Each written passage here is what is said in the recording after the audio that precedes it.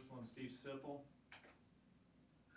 Hey, Scott, a couple things. Do you think you win that game without stronger special teams? Or, I mean, how do you feel about the way that the special teams played in the game Saturday? It was a step in the right direction from the week before. Kind of similar to the other two units, offense and defense. We did some good things, some really good things, and some things we can get a lot better at. So I was pleased with the improvement, but still some things to fix, and it's always better to do those after you win a game. You also mentioned after the game, Scott, that the whole state could see the improvement on defense.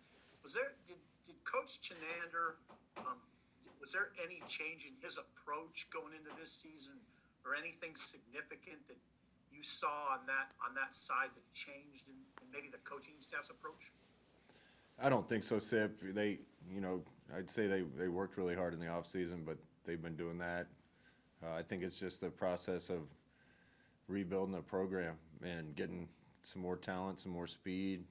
The guys learning scheme, being able to play a little faster, being more sound, making fewer mistakes. I'm really impressed with the way we're running and hitting right now, and that speaks to who the guys have recruited and how they're being coached, and just the character of the players and the effort they're giving. Okay, thank you. Brian Christopherson. Hey, Scott, a couple nuts and bolts things here. You guys moved over to the west sideline for this game. Was there any significant reason for that? I wondered if anybody was ever going to ask me. Yeah, I guess somebody told me Coach Devaney moved us to East in '62. That's the home sideline to me. But with no fans in the stands, it's just kind of an empty barn in there.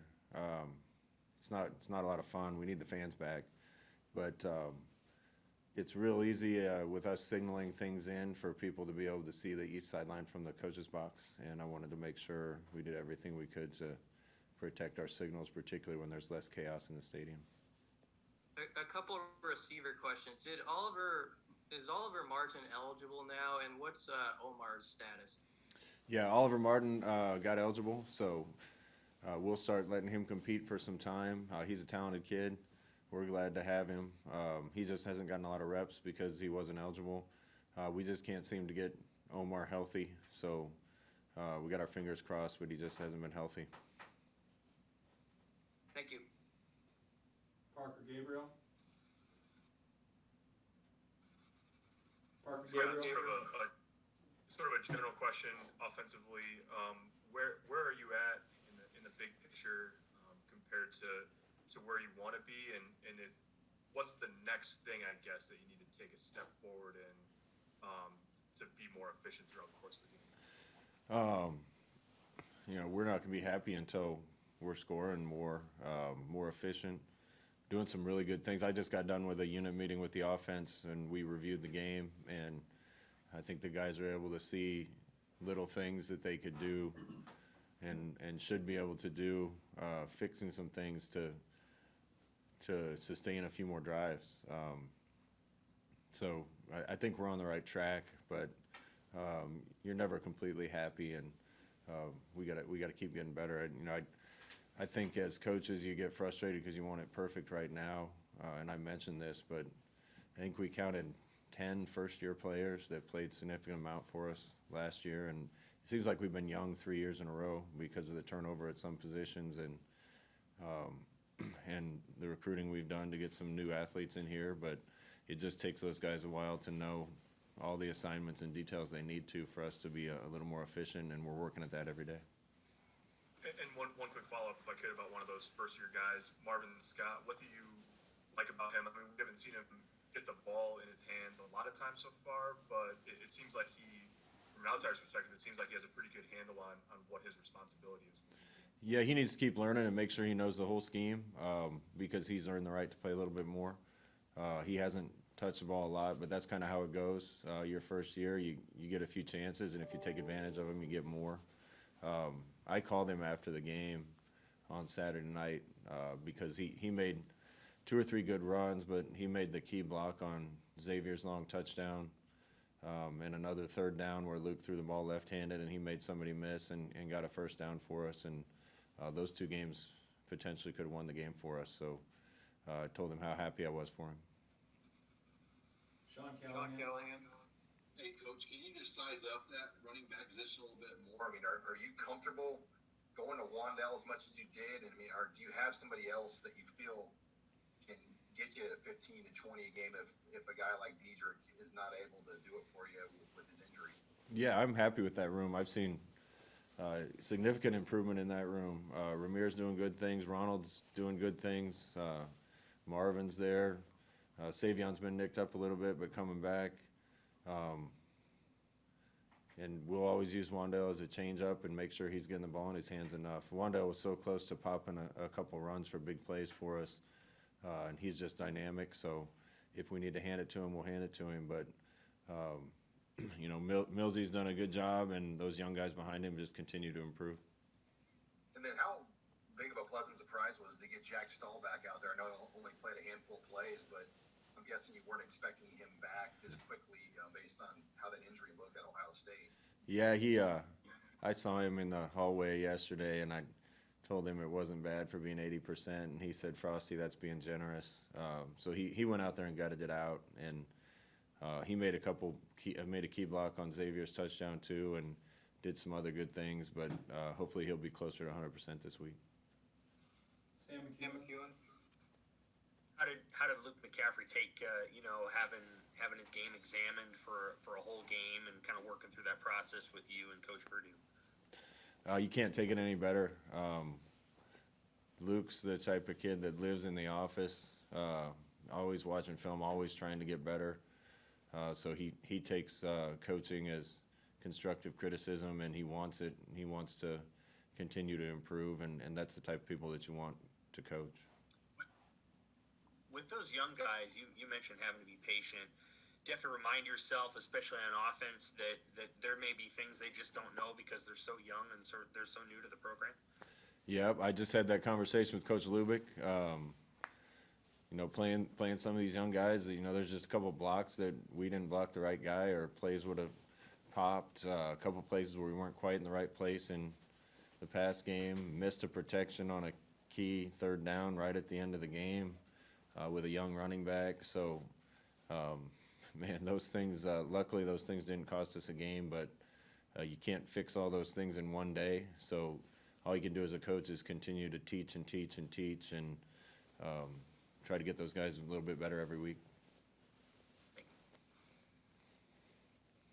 Mitch Sherman. It's got a pretty notable difference in the way you guys started defensively on Saturday. How important was that to, not just the score, but to the impact it had on the sidelines and allowing you guys to, to play the way you wanted even on offense? Yeah, I don't think there's anything that brings energy to a team like success on defense and getting big hits and getting stops. That inflates offenses, it inflates special teams, makes everybody want to play harder. And like I said before, I think that's the thing I'm most impressed with the defense right now is the effort they're giving. There's some big hits out there when you're on the sideline and listening to those collisions.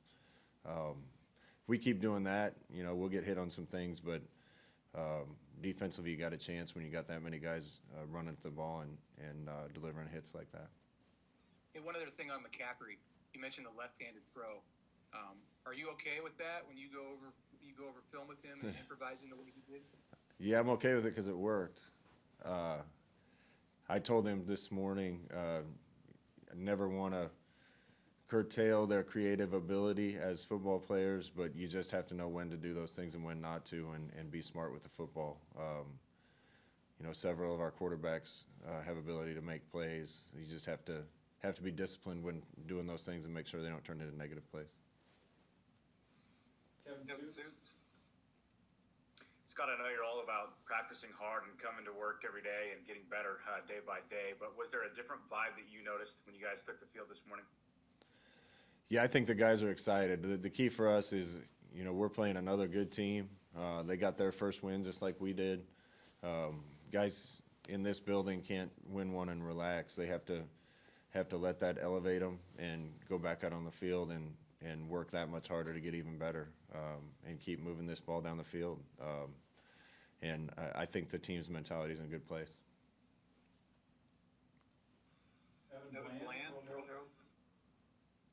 Scott, I just wanted to ask you about JoJo Doman. I mean, playing 90-plus snaps last Saturday. How hard is that to do as a defender, and what makes him such an invaluable piece to this defense? Yeah, JoJo's, first of all, been a good teammate.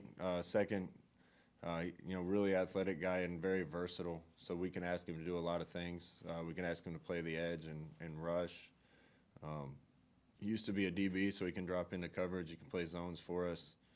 That's why he's out there so much, because he can do so many different things. But, JoJo's probably bugaboo before was just making sure his eyes were good and he was disciplined in the right place all the time. And that's been a lot better this year. And I think he's reaping the rewards of that. Derek Peterson, varsity. Hey Scott, you said after the game that everybody in the state could see the defensive improvement that's been made. Can you just speak to the kind of teacher that Eric Chenander is, and maybe the level of respect that the players have for him and where that comes from? Chin's a really likable guy. I think the best teachers are good communicators, and Chin's is a really good communicator. The players like him, so they want to play hard for him. And Coach McBride was that way when I was here. Man, he was tough and would yell and scream, but the players would run through a wall for him. And he made it clear to them what he wanted and what he expected. We're certainly not there. There's a lot of things we need to improve, a lot of standards that need to be raised around here so we can do things even better. But I think the message is starting to get home to the guys, and their play on the field reflects that. Thank you. Steve Simple. Hey, Scott, this might sound kind of funny, but what is the plan at quarterback this week? Will it be similar to last week, where it's a competition, or how are you approaching it with Adrian this week? Yeah, it's going to be the same, and it'll always be the same. Whoever gives us the best chance to win is going to be out there, and whoever practices the best makes us confident as coaches that they give us the best chance to win. Thought Luke's performance for his first start was really solid. I expect him to go out and practice great, but Adrian had a good week of practice last week too. Is there now Adrian didn't see the field. If he were the backup again this week, could that possibly change? Yeah, I think that could change. Some of the things we've done with two guys on the field are still available to us. Thank you. Gabriel. Scott, again, so with Luke, there's different styles of leadership that can be effective, but everyone brings up his energy. I mean, from your eyes, what kind of difference does that make, and how does his energy have a positive impact on his teammates? Yeah, Luke's energy is infectious. His competitive nature is infectious. That makes guys want to play alongside of him, and that's really what you want your leaders to be. The guys out front should be the ones most dedicated to it and working the hardest. And when your best players are the hardest workers and the most dedicated, the team will follow. So Luke sets a good example from that standpoint. He works as hard as anybody in the building, and certainly cares as much as anybody in the building. Sam McEwen. Hey, Coach, we'll ask Chenander about this tomorrow, but you guys have used 15, 17 guys on that front seven, and you guys have kind of used some different defensive formations too, or a couple things where you might only have two defensive linemen out there and a bunch of outside linebackers. What if any input did you have on kind of developing that over the off season, and how do you feel like it's worked? I had a little to do with it, but not much. I think the key there is just trying to get guys in positions to do what they're the best at. There's some outside linebackers that are better at rushing the passer, and when we get an even fronts on third down, they're going to be playing there. Some guys that are better at setting the edge and odd fronts, and that defense had to play 91 snaps, I think, on Saturday. That's a lot of snaps for anybody to take. Hope we don't play another game where we snap the ball 60 or 30 times less than another team. We're not used to playing those types of games, but when you're playing that many snaps, you need depth and you need a lot of guys rolling, and they've done a good job developing guys to be able to go out on the field so we can continue to rotate those guys. And but I think they've done a good job using guys in certain groups and situations to highlight what they do best. Thank you. More quick ones, Brian Christopherson. Hey Scott, how do you feel about how your young guys, Ben Hart and Piper in particular, have done on the O line? And is Piper kind of solidifying himself at that guard spot? Yeah, I feel comfortable with several guards, and even a couple that haven't played have done a really good job in practice. Bo's done a really good job for us. Piper's done a really good job for us. Matt was back at guard with Cam back at center. I think Trent Hickson is capable of playing any time. Bando's capable of playing any time.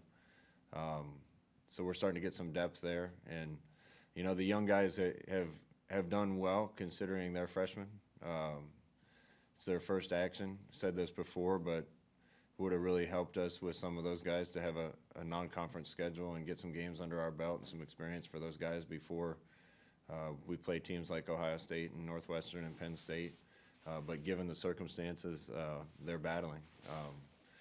I know they'll continue to get better and be really good players for us. All right, finish up, Gabriel. Hey Scott, two-parter on Illinois. That struck me as being a pretty physical game last year when you played them there. What have you seen out of that defense so far? And then on the other side of the ball, how hard is it? I mean, they've had the 21-day situation with some guys. I mean, it seems like they're going to maybe play different depending on who the quarterback is this weekend. Yeah, first of all, I compliment Lovey for one being just an exceptional person and a really good coach. They hit the crap out of us last year. We ended up winning the game, but the guys were sore after. They did a good job running and hitting. They hit our receivers, played physical up front, and you wouldn't expect anything less from a Lovey Smith coach team. Yeah, you know, I know they're dealing with a lot of contact tracing and stuff because of state rules that maybe some other people aren't dealing with. I give them credit for playing the games they've played despite missing some guys. I think that says a lot about who they are and who Lovey is. Challenge for us is to not really knowing who's going to play and who's going to be out there for them and maybe what they're going to do on offense depending on who's playing quarterback. So we're going to have to get ready for multiple things. Okay, thank you, Coach. Thanks, guys. Thanks for bearing with us on the technical stuff. Talk to you tomorrow.